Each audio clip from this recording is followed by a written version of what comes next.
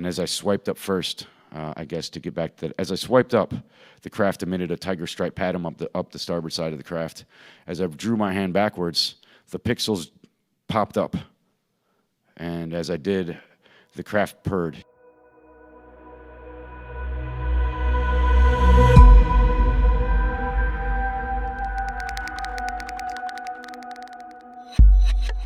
Nell'episodio numero 18 di fine luglio abbiamo ascoltato le inusuali dichiarazioni di Travis Taylor, il capo degli scienziati della UAP Task Force, che ha detto che nello Skinwalker Ranch spesso non funziona il GPS.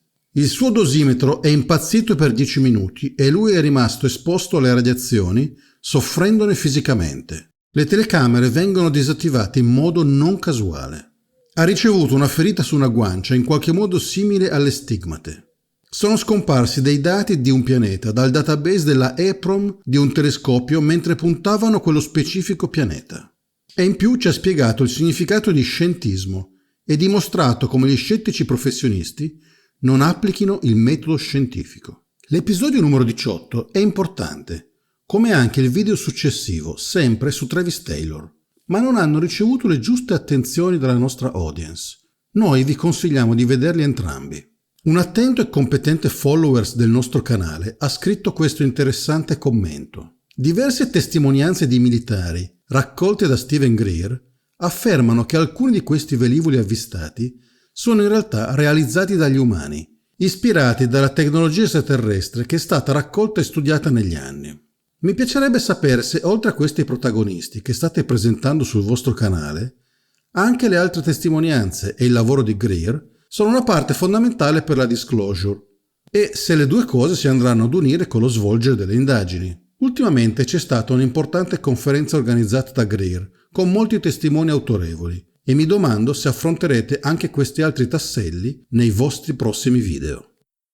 È una domanda molto pertinente. Infatti noi non abbiamo messo Steven Greer tra i protagonisti della disclosure. Ma chi è Steven Greer? Un medico in pensione. Infatti si presenta come Dottor Steven Greer. Secondo Wikipedia è un ufologo statunitense fondatore delle associazioni private senza scopo di lucro, XETI e Disclosure Project. E perché non l'abbiamo messo tra i protagonisti? Perché non è un rappresentante del governo, non è un militare, non è uno scienziato, non è un avvocato, non è possibile capire se sia autorevole o meno. È una persona controversa, cerca sempre la spettacolarizzazione, trasforma una speculazione in una conclusione senza portare prove attendibili. Abbiamo quindi preferito andare sul sicuro portando solo le testimonianze più rilevanti, da Obama ai 4 direttori della CIA, ma anche Christopher Mellon e Lou Elizondo, Ryan Grace, eccetera eccetera. Ma il fatto che non sia autorevole secondo i nostri standard non significa che sia bugiardo. Significa solo che noi abbiamo privilegiato un altro tipo di comunicazione, sapendo quanto questo argomento sia divisivo e stigmatizzato. Steven Greer si occupa di UFO da tanti anni, in modo molto rilevante. 22 anni fa ha fondato un ente che si chiama Disclosure Project, che però non ha nulla a che fare con la disclosure che oggi sta organizzando il governo americano. Nel 2001, infatti, aveva allestito una conferenza stampa con 22 militari americani che hanno dichiarato di essere pronti a presentarsi ad un'udienza pubblica sotto giuramento al Congresso, che purtroppo non è mai accaduta. Quindi lui ha organizzato più di 20 anni fa quello che sta facendo il governo americano oggi. Almeno per questo gli dobbiamo dare credito. Inoltre ha partecipato ad un'ennesima disclosure, quella dei cittadini del 2013, ma anche questa non ha avuto nessun seguito. Qua infatti lo vediamo più giovane. Tra l'altro, a destra nel video potete vedere anche Daniel Sheehan, l'avvocato di Lou Elizondo e di altri whistleblowers, quello della dichiarazione dell'UFO più grande all'interno che all'esterno. Ma arriviamo ai giorni nostri. Il 12 giugno 2023 ha organizzato una conferenza stampa di 3 ore, 2 giorni dopo l'intervista di Grush su News Nation, con alcune testimonianze di militari americani e altre persone vicine a quell'ambiente. Vediamolo come si presenta e come presenta la conferenza stampa. Welcome everyone. I'm Dr. Steven Greer. I'm the founder of the Disclosure Project. I'm an emergency doctor, retired now, emergency medicine and trauma. I have been working in this area for about 33 years as a volunteer and as a provider of information to people in the United States government. You're seeing behind me a moment ago this event 22 years ago on May 9th, 2001. At that event, there were 22 folks who came forward, and that information is all on our website and on YouTube, and those were folks who actually, some of them, who handled extraterrestrial bodies called EBINs, extraterrestrial biological entities, handled craft, were on retrieval teams, all kinds of witnesses. Now, that got a certain amount of attention in Congress, but they weren't ready at that time to do hearings, which they're preparing for. I understand from people on the House Government Reform and Oversight Committee. And so over the last 16 months, I've been asked to provide as much intelligence as I can to folks who have been working to get to the bottom of this since the Congress passed a law requiring the Director of National Intelligence to come forward with information to the extent that he had it. Now, one of the problems with that process is that, and I discovered this in 1993, in December 13th of that year, when I briefed the director of the CIA at the time, R. James Woolsey, for then President Clinton. He and the president had been waved off and not given information on this subject. That's when, as a young doctor, I realized that this was being run outside appropriate oversight and supervision by the office of the president and the Congress, and that is just a fact. So at that point, of course, it sort of upended my life in many ways, but we began to try to get information to the executive branch further, do research, provide whistleblower testimony, but it was all done very quietly. I then started providing information to folks in the Congress, such as Representative Dan Burton, who was chairman of the Government House Reform and Oversight Committee, Senator Dick Bryan of Nevada, ironically, home of Area 51, on the Senate Intelligence Committee, and many others. Abbiamo sentito che sembra davvero una disclosure parallela a quella del governo americano. Ma perché farne due? Anche lui ha una qualche forma di contratto con il governo come la To The Stars? Probabile. Ma noi non siamo stati in grado di verificarlo. Per questo episodio abbiamo estrapolato da quelle 3 ore di conferenza stampa la testimonianza di Steven Digna, che ci riserviamo di commentare in futuro quando pubblicheremo un episodio in cui alcune dichiarazioni potrebbero essere confermate in qualche modo. Dichiarazioni che per vostra comodità abbiamo evidenziato con un rettangolo rosso in alto nel video.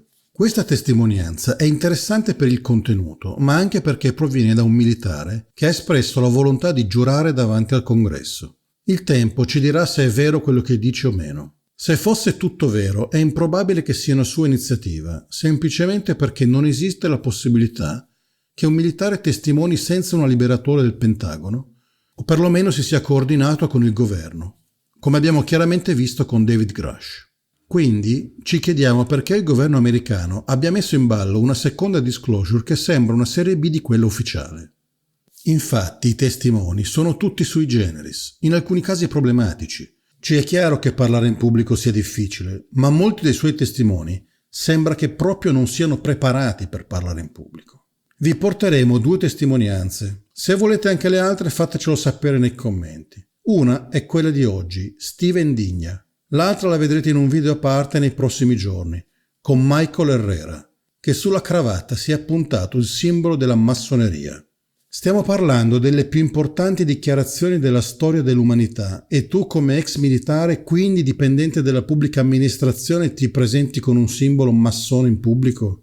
Invece di passare da professionista come i piloti che hanno testimoniato davanti al Congresso, passi da ridicolo cospirazionista. Ahimè, siamo ancora in una fase della disclosure in cui abbiamo moltissime prove indirette e pochissime prove dirette. Dobbiamo aspettare più dati e più conferme prima di arrivare alle conclusioni. Vi lasciamo adesso a Steven Digna. Next, I'd like to introduce Steven Digna Jr.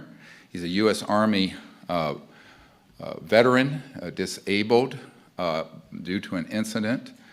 He also was a witness to a Raytheon Corporation event at Fort Irwin, California. His story is very involved. He's just going to give you a few of the highlights in the interest of time.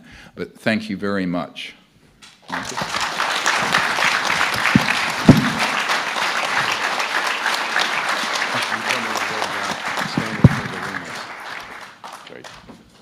Good afternoon, everyone. I'm going to look down and read this. I have a brain injury, so it gives me problems. So I apologize. My name is Stephen Michael Digna Jr. Doctor, I'm sorry. These are slipping my hands here. Sorry. That's okay.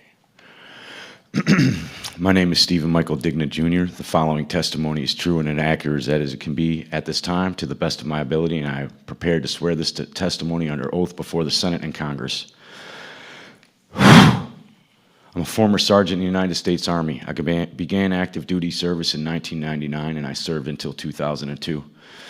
I was assigned to the U.S. Army Training Center, W4J9 Alpha Alpha, Fort Irwin, California, located in the Mojave Desert inside Death Valley near the Barstow, California in 2000. I was assigned to Alpha Company Group, Live Fire Combat Engineer Division, Computer Support Systems, and basically for civilians, it's management for live fire operations. I acted as a hub between the operations group, intelligence planners, ground team, Air Force, and Star Wars programs. Thank you, Doctor. In July of 2001, I was observing a live fire practice at a level from an observation deck at approximately 3 stories high from the desert floor. I saw a craft in the distance at approximately 200 feet off the ground, measuring approximately 172 feet across, strongly resembling a hovering B-2 Spirit. Upon first glance, my eyes were adjusting to the darkness. I could see 7 lights in a V shape. After that, I closed my eyes for approximately 30 seconds to allow them to adjust to lighting conditions. We were running red lights throughout the bunker due to the current live fire exercise. The range was hot. That means rounds are being fired and lives are at risk at all times. This was interrupted by a very, very ominous call, a net call. It said, "Cease fire, cease fire, cease fire." It came from one of our observer controllers on the ground. There was about 27 teams out there. And they kept soldiers alive and trained them. Sorry, thank you, Doctor. Once my eyes adjusted, I could make out the general shape of the craft. There were 2 men from Raytheon present. I pulled out my night vision goggles to get a better look at the craft. It appeared to be generating 7 lights along its wings and underbelly. I noticed another smaller craft oriented on the right side and at the same height as the first craft, approximately 75 feet to 100 yards to its right. The second craft was jet black, V-shaped, pointed towards the first craft. This craft had equally joined, spaced, rectangular sections forming the hull. The craft had a gimbal rack that deployed from the bottom of the craft. Approximately 5 to 6 holographic lights, holographic emitting lights were pointed directly at the first craft. That was my assumption due to the fact that they were displaying a strange color within my NVG goggles. Anyone that knows the old school, circa 2000 NVGs, they don't emit color. They give you green, grays, and blacks. I was seeing colors within my night vision goggles. This was not normal. And it was my assumption that perhaps this was a hologram being projected from the other craft. I can't confirm that. However, that was my assessment at the time and my suspicion at the time. I wanted to throw a baseball at it, but I didn't have one, just to see if it was tangible and solid. The second craft was jet black, V-shaped. Oh, I'm sorry, jumped a little space here. Thank you for the bullets, Raven. The craft and the gimbal rack were deployed from the bottom of the craft and approximately 5 or 6 lights. Sorry, Dr. Greer. Guys, I goofed up, and that's a part of the brain injury suffered during an explosion on the live fire range. One of the 2 men on the observation deck from Raytheon noticed the night vision goggles I had. He went from chattering cheerfully. They were pretty relaxed. They'd seen these before. It wasn't abnormal to them. He looked at me with a very, very severe look of disapproval and anger that I had. At that point, they both went calmly inside, probably a little bit angry, and it felt as though I had crossed the line. I took another look with my night vision goggles. The reason this event was not reported was due to the fact that it was not unidentified. I'm going to repeat this very clearly to the cameras. This craft was not unidentified. This was on our birds, and to the observer controller that called that out on the range, I'm not going to put his call sign out. Roger up, eyes on, hands on confirmation. That's our bird, but she doesn't need wind to get lift. She was hovering stationary. This was, I'm going to interject here. Sorry, guys. This was very dangerous. This craft showed up unscheduled. I got no notification. My job was to maintain command and control and to be the hub and top observer controller for the Tactical Operation Command Center for live fire desert warfare. That's the largest live fire warfare center for desert warfare on the planet and in history. So any moving objects that are on that desert floor or in those skies are supposed to be coordinated between myself and another group that I directly worked with the civilian personnel through Raytheon and the United States Air Force. So to get back to the statements here, the reason the event was skip. All right, well, this is going to jump in a little. I was the fastest promoted soldier in 25 years on the post. And I was the youngest #1 control seat holder at Fort Irwin NTC facility in history that held the title, the Voice of the Desert. When I cued my mic at my FM base station, it shut down all radios, and I could shut down the range for safety reasons or for medevac calls, safety reports, weather reports, and any other thing that was commanded by me, by my superiors. I skipped over that, but I filled it in good. Approximately 5 to 7 days later, sorry guys, this is personal. This affected the rest of my marriage, my life, and my relationship with my child.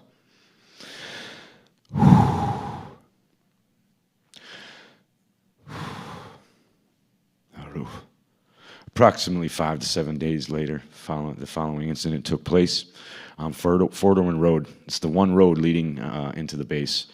During the weekend pass, after the show, my wife and I had taken a pass to go see a movie. And this took place right after the live fire bunker, about 5 to 7 days afterwards. We skipped the second movie, or halfway through. I was really tired, just got back from running the range, 78-hour shifts with no relief. We passed a dry lake bed on the right-hand side. I've got that exact information already turned into the proper authorities. Thank you, Dr. Greer and all of his team. People out there, please get ready to come out. There's a saying they got, an old friend of mine, well, a new friend, but he reminded me of an old saying they have at Fort Benning, Georgia. It says, "Follow me." There's another saying we have at the Signal Corps Academy. It's on the badge. It says, "Pro Patria Vigilantes," or Vigilis. That means watchful of the nation. And then there's another group of men that I served with, and I tried to keep them alive every day to the best of my ability. Same guys that blew me up. And I still love them today, and I ask for amnesty for all of the information I'm going to say from here on in. These boys are on the ground, on the hottest spots in the planet, along with these other soldiers, and they're dying out there. They're out there killing people under false pretenses. I've also turned information in that may be able to prove that to the proper authorities, thanks to Dr. Greer and his team. His team so far has been accommodating, polite, honest, respectful, and this man is my new general. He leads the way. So rally up, rally on me. This man is the way. He speaks the truth. He is sound. Apologize, Dr. Greer. I've been waiting to say that for a long time. I thought they would laugh at me and look at me like I'm a lunatic. However, I brought my data. I brought the information. They stripped my information, said I had a driver's badge and a service ribbon. I had 2 accommodation medals, and I had total 7 certificates. They put me in for an ARCOM, which is the highest award you can get for a non-deployable base. I'm a non-combatant, but I'm as close as you can get to being one. Those boys out there, we receive KIT reports every day. That means killed in training. Had I been in a real Tactical Operation Command Center or bunker on the range, like the one that just got hit in Ukraine, then I'd be sending men out to die every day. Those guys hated the Voice of the Desert because we gave them commands to send their troops into danger and to death, even if we knew that they were just the decoys for the real mission. So I'm going to have to jump back to this. I apologize, Raven and everyone, for going off track, but that had to be said. Back to the story in hand. This isn't a story. It's my story. This is a real story. And don't forget that. This is real. This can't be made up. And I can give you the exact locations. I can drive Dr. Greer and all of the command, Congress, everyone there to the bunker. So we passed a dry lake bed on the right-hand side. My driver's side mirror reflected a powerful white light into my eyes. I saw a bright white light pop up out of the canyon that I had just come from. I looked over my left shoulder and saw a zipping light that zipped through the curves in that bend, mimicking my exact track and exactly the speed that I had had. Suddenly, all I could see was a bright light through all of my windows, and at that exact same time, my car's power steering and the engine's electrical system, everything died, completely died. When I exited the vehicle, I rushed towards the front of the car, believing there was someone pointing a floodlight at us. I had some words to say to that man. I stepped through a thick field of white plasma that encompassed a spheroid craft. As I turned to go inspect the craft, my wife opened the door, and she ran out towards the front of the car, and she was yelling, "Steve, no." She was instantaneously locked in place in a bright white field of plasma. As I looked at her, I thought to myself, it's okay, she's in stasis lock. That plasma enveloped her body with about 6 inches. I heard a female voice calmly state, it felt like it was in my head. It said, she is in stasis lock. It was a confirmation. Thank you, Dr. Greer. Relieved that she was safe, I started approaching the craft for further inspection. The craft and the car were nose to nose at a 90-degree formation. If you looked at it from a bird's eye view, it would be in an L shape, nose to nose. The craft was, there was a plasma field emitting approximately 12 inches off of the craft inside this white plasma field. The craft seemed about approximately 23 feet long. I stepped forward with my left hand extended and slightly reaching out to it. The craft responded to my movement. This startled me slightly, but I took it and stood still, just in case. By moving back and pivoting the nose away from my hand like a cat or a boxer, and it felt like a cat to me.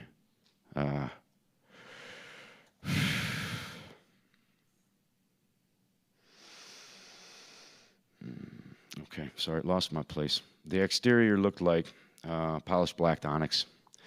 As I approached the craft, I noticed ambient temperature, not hot or cold. I kind of leaned down and touched the craft, and as I swiped my hand up the craft's starboard side, also towards the front of the craft, it was as smooth as glass. However, when I drew my hand back towards me, it felt like shark skin or a cat's tongue.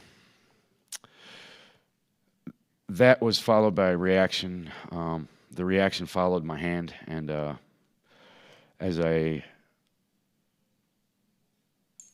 it's slightly off here.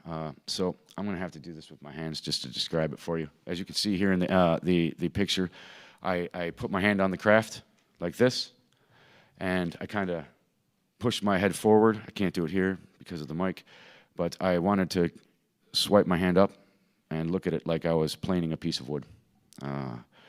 As I drew my hand back, that's when I felt that this strange texture. It felt like a tiger skin, or a shark skin, or like I said, a cat's tongue. As I drew my hand back, pixels jumped off the craft. They were like micro shavings. I would call it. They resembled graphene or magnetite shavings and nano-sized particles. As I did that, and as I swiped up first, I guess to get back to that, as I swiped up, the craft emitted a tiger stripe pattern up the starboard side of the craft.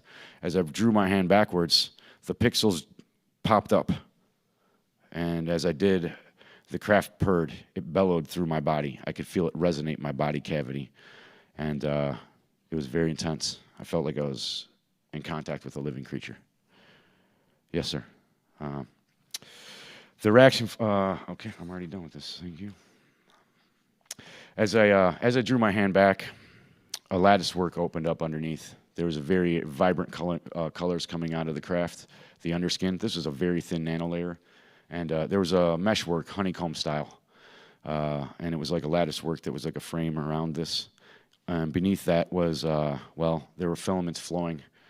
They looked like a neural network. I tried to see any universal bus system or any computer systems as the analyst job that I had.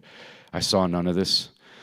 As I drew the hand closer to myself, trying to peer through all these bright, wicked, beautiful lights that were pinks, blues, and every light color you could think of in the spectrum, I wasn't able to see anything through it. So as I drew my hand this way, I kind of pressed off the vehicle. The vehicle was stable. I mean, this thing was locked in position. It's not like Star Wars when you jump off of something and it moves.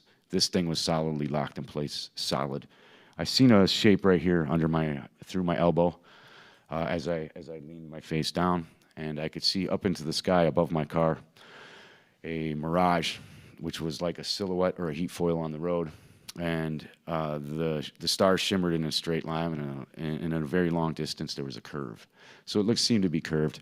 Either way, right when that ripple hit in the sky, the stars then refixed back into place. I realized I was looking at a cloaking device on a very, very, very large craft that seemed to encompass the whole desert area that I was under. At that moment in time, I glanced and panned my view just to try to get fathom the dimensions of this craft. And I saw a giant bright white light floating in the sky. And it was a hangar bay door opened. You couldn't see doors. It was just a bright white light.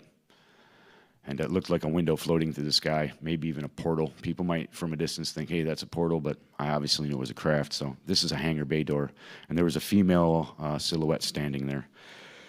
At that moment in time, I heard that same voice, and it said very clearly, you were not supposed to see that. You weren't supposed to see it. All of a sudden, I began feeling a thud, thud, thud sound. This was a resonant frequency being pulsed through my body. As I felt this, it increased in speed, thud, thud, thud, thud, thud. It was very rapid. You can see the same type of thing in the movie Interstellar, very similar when he falls through the black hole. Too similar.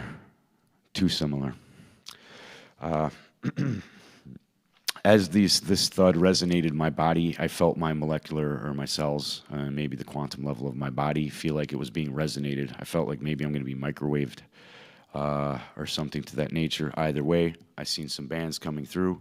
I began lifting up off the ground. My vehicle began lifting with me also. As this happened, my body tipped back, and I could see the underbelly of the craft. You're going to see that design right in front of you.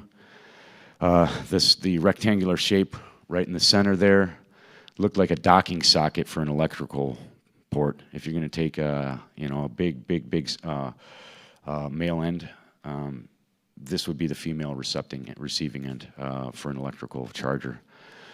To skip through that, there were some there's some highlighted parts here, and as you can read them there, I'm going to let you read that for yourself, just for time's sake. However, as this happened, instantaneously, I cued in, and I was flat on my back, and I was staring up at the ceiling, and my vision cued into a very, very bright white light. My vision panned over, and there was my wife flat on her back on a table. It was smaller than the table I was laying on, slightly lowered, and she still had the same exact expression on her face, like she was screaming no. However, she was no longer stuck in the running position. She was flat. As I panned a little more in front of me to kind of gauge where I was at, and this all happened in milliseconds, guys. This was, oh crap, what's happening? So this is a very short encounter here. As I panned over, I saw my vehicle with the right passenger tires end lifted up. I saw some people in some white suits, fully garmented masks with some breathing apparatuses. They were working on the vehicle. Slightly next to that was a strange blue rack that looked like it could have been an automotive rack. Could have had another purpose. That was my quick assumption. As I oh, yes, sir. Thank you, sir. No, well, if you want to just finish it up. Yes, sir. So after that had happened, I saw a female right next to me. She was taking some samples from me. It was a human female. She had red hair. She had very fair skin. And after that moment, I also, as I panned over, I could see the window and the desert behind me. I realized we were not in space. I could see the desert floor. I could see the exact two rock formations and one far off in the distance. So this is pinpointed by GPS coordinates. So after that, I panned a little more over, and as I seen this open up and the bay door behind her open, or maybe just transparent, and I could see out. I also seen that craft right here docked in the ship, and that came through me after trying to get these schematics down on paper while talking to Michael Scratz.